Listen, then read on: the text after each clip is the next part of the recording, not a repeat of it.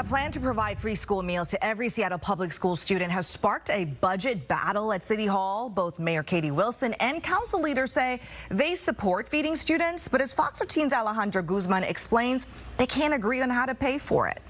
Mayor Katie Wilson made free school meals one of her top priorities after taking office. Back in June, in a forum with Fox 13, she announced free school meals for all Seattle public school students.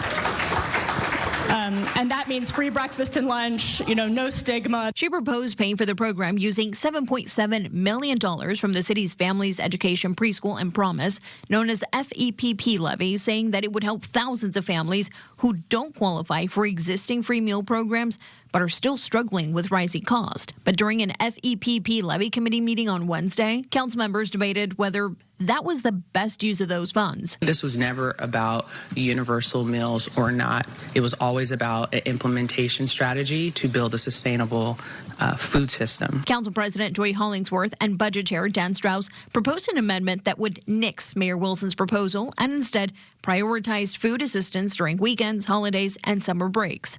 There was more than an hour of public testimony. Children who actually go hungry on weekends and breaks in Southeast Seattle. Hollingsworth Foster Amendment does feed our children that need to be fed. School is usually the only time that they can actually get a free meal and or a half decent meal.